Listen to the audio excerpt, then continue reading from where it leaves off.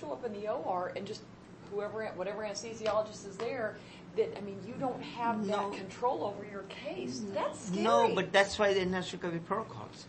The enhanced recovery of surgery protocols have really changed practice significantly. The next question is, what are we going to include in those protocols? Right. But since we have started enhanced recovery with colorectal, then hip and knee, GYN-onc, urology, spine, liver resection, there is a consistency in practice. Every anesthesiologist who does that case in my hospital, which is a big hospital, does it identical, just follows those things. We have it in our EPIC. Our CRNAs, our residents know that. So that basically but that's decreases not variation. Do you see what I mean? Yeah. I get that you're not going to make mistakes. These but protocols are if there's somebody who so you have to understand what enhanced recovery is. It is patient-centered approach. Right. It is patient-centered. That's why I'm coming to protocols. The protocols obviously are based on patient population and the surgical. It's patient and procedure-specific approach to the whole care throughout, from pre-op to post-op, to post-discharge.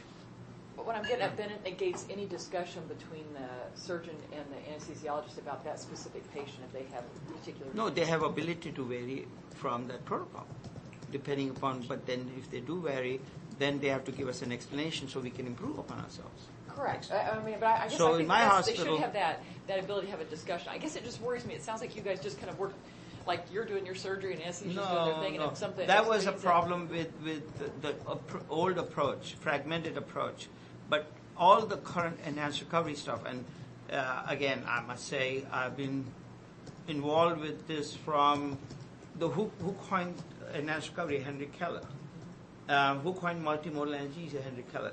And he and I have been working together. I've been fortunate for the last 20 years.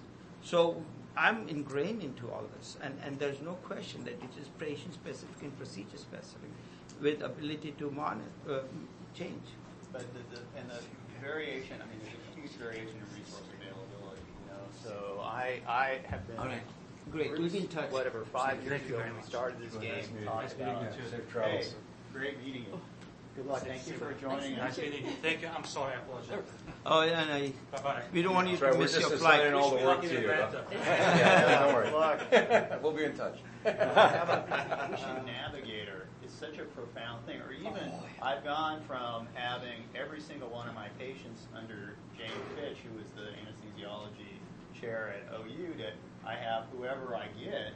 Now, whoever I get now tends to be a younger person, so they're very amenable to my suggestions, but that's not normal.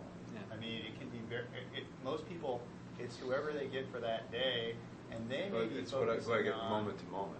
So even if right. I've had a plan with the See, that's what anesthesiologist, I'm just saying. I can't. I have to operate like this. Like yeah, but enhanced recovery protocol will happens? change that, you know, and we are trying to get it in Methodist by English. So this is what you're talking about.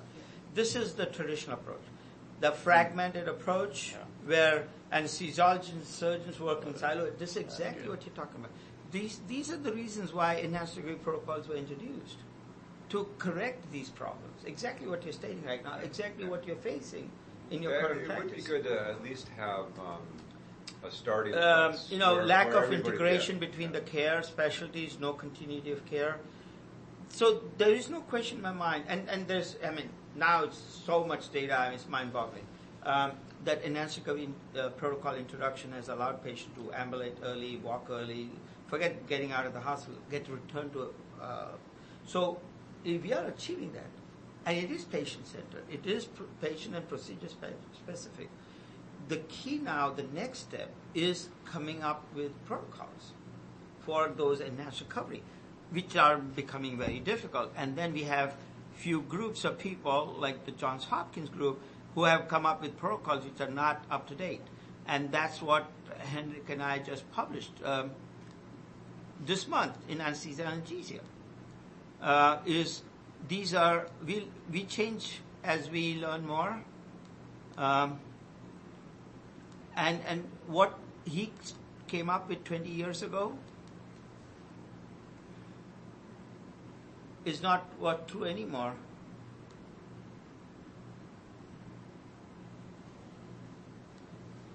Is it? I'm not happy that my tax dollars for government-funded grants Yes. are being used to fund work that doesn't make any sense. Yeah, it's unfortunate, but that. So this is what. It's the norm. Yeah. It's the norm. I guess you're right about that. When I So- saw that the VA access in 2004 was the method for healthcare change in the NIH grant, I'm like, this is unbelievable. Yeah, Yeah. this And is the that's- example of an Yeah. outstanding grant application. And that's, Yeah. and I'll show you what's happening with that grant. So this is what he proposed then, okay? 20 elements. Yeah, This is what America is still using. yeah. I'm sorry, SAGES is the same issue. I know, I just looked at the SMART, I said, we gotta do a little revamping. Yes, The SMART, and you heard my website, talk. So yeah. Brian happened to be at my talk when I was speaking in Houston. We were on the same panel. So I actually gave this whole history. Good thing I got to speak before him. Yeah. Because you'd have been done, man. So I gave this history, and history does help, is well-intentioned elements, and these elements were based on, and then obviously, as I mentioned, there's no controversy there. These elements, see, this is Yeah. that, were based It's on through the theory ECS, then interesting. in 2000. American College Surgeons will recruit 750 So hospitals. maybe I need to, my chair happens to be the president of that organization right now. Talk to him. College of Surgeons. Talk to him. Her. Or her? Yes, yeah.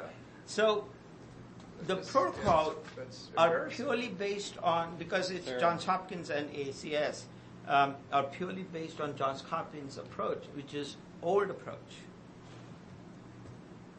Yes.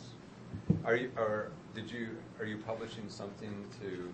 I'm bring this to writing an light? editorial, Yeah, I need to write an editorial. but I'm getting a pushback saying, how can you write against Johns Hopkins? It's they have got Publish it in the Journal of the American College of Surgeons. Put it in editorial to their journal. I have to be invited to write there.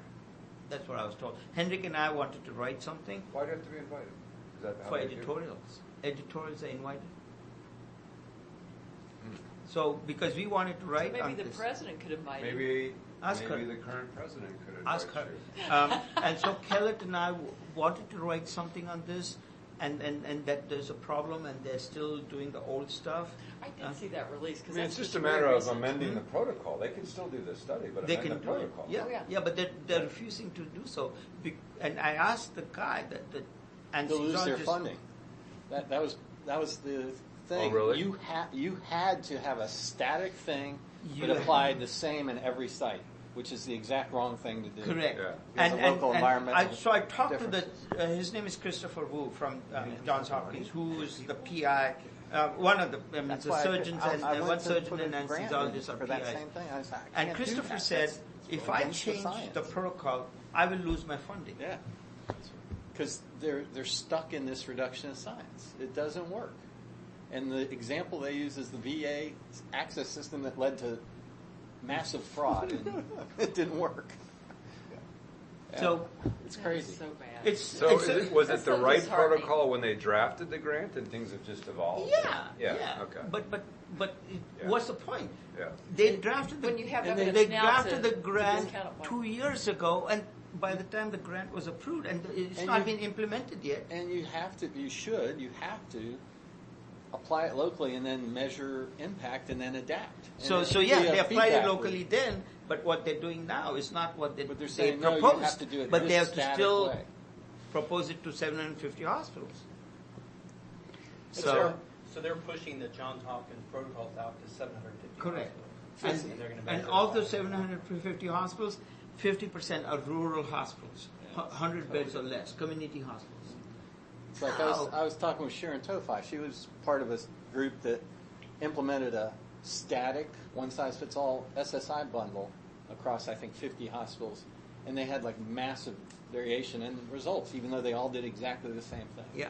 Because So- that's reality. That's Because what's every going to happen. institution's different. So this is what I presented. I don't want to bore you, but what you're saying is actually what we are doing. But it's a rapidly changing. What was proposed 20 years ago was, and I had to make Henry Kellett agree to write with me because he's going against what he had proposed.